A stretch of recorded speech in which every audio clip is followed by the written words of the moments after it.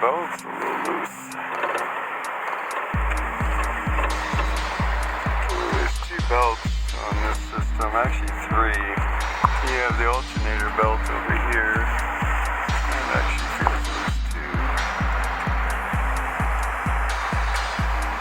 It should be alright. But the thumb test itself, you can see this one here is a little worn down and squeaking. I have to adjust this. That one's easier, this one's a little harder. This one here actually is the same system here. You have this belt here that's moving it into the vertical, and then it switched to the horizontal, and that turns this wheel, and then this belt goes up to a fan, and it's just like a big radiator fan on top. It just blows through and it gets hot and it displaces this little condenser here. But this one here looks really squeaky, so I gotta go ahead and tighten it. Well, especially parked next to everybody, it keeps them awake at night. That's pretty bad. This belt here needs to be tightened, so I'm gonna go ahead and loosen these bolts here. There's two of them. Let's loosen it just a little bit. I do it like I'm in the middle of Wyoming, and you have to quickly do this stuff to get back on the road. It's mainly loosening all this here. And I look at the tension, I just give it a tap.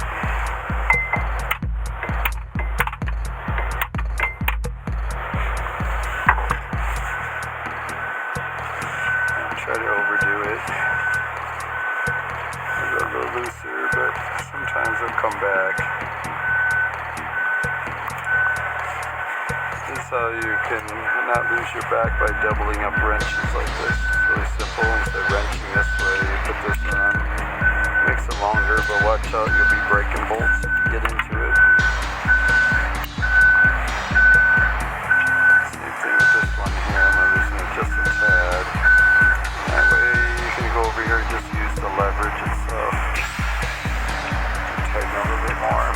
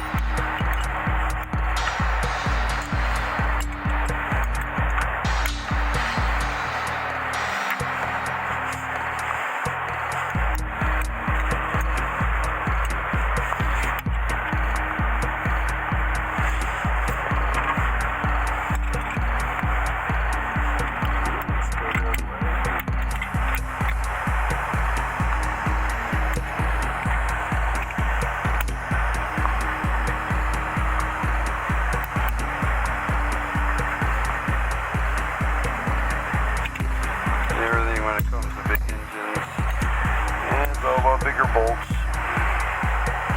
and you have to double your wrenches because they really need to be tight. A lot of them are done with air wrenches. So John Henry has to beat the machine. This should be pretty good. Really concerned about this alternator. It looks a little loose. It's so hard with the alternator because you have to go and open the side door to get to it. Please check it. Make sure it'll be alright. These are 4-cylinder diesel engines. And it's just running this compressor right here. This compressor here is a big air conditioner. And when you set it up, it looks like this. There's my backup trailer. It looks like this guy didn't put oil on it. Gosh, it's pretty low. And 1, 2, 3. Have to get that sucker filled up. gets low, the sensor will know it and it'll shut off on you. And this one here, if you have any codes, low coolant, low oil, then you got to get it reset at the dealership. And there's a way to go around that. But this should work out pretty good now. I'm going to go ahead and turn it on. It's pretty simple. You just put the switch on. And it does all the self-test. Everything's automatic on here. It used to be much harder. So that's a good one. And these carriers here have the manual fuel pumps here. These are really neat. You just unscrew it. So if you replace your fuel filters, usually when they get plugged, these are fuel filters, and you fill them up. And this is a pump right here. So, you know, it pumps back and forth. Caterpillars have that too. You know, when it's got pressure, you prime them. So when you run out of fuel, you'll be pumping that. And usually when you run out of fuel, you'll fill these filters up with fuel, and you go ahead and fill up the tanks. And then when you prime this, it takes about 200 to 300 times. So you have to count it. If not, you give up. But that's pretty well the trick, is to prime it with this pump. This is nice. The Caterpillars have them on the engine. They're the last. Now you just got to crank over the engine until it finally gets the fuel in the fuel system. You heard it click, so it's doing a self-primer. It's got the alarms going off. And this one.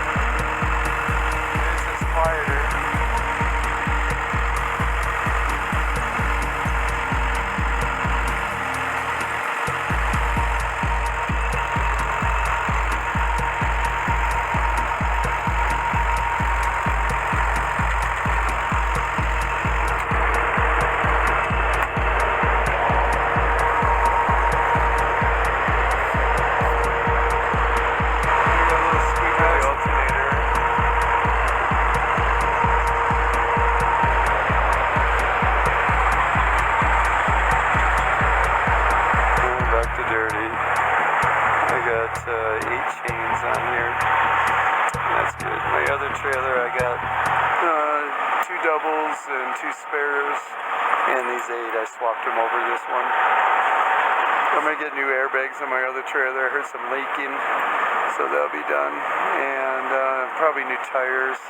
In the reefer, I had a defrost switch. Looked like that was not, it seemed like a sensor. It was a rear sensor that needed to be switched, so that's going to be done. These chains, gosh, I went over the Vail last week. But these tires look pretty good. Way out here in the back. This is Salt Lake City, Sat Brothers. It's a good trailer. This is a Wabash. My other one's a Great Dane. I like that better, especially in 70-mile-an-hour winds. These Wabashes are pretty well like a sailboat. You really have to have good shocks in the back because it really leans over. The Great Danes are really tight. Their box is really good. How they set it up. But see, the whole side's pretty well dirty again. Just had it cleaned up. That's never ending. Every week you go through some storms.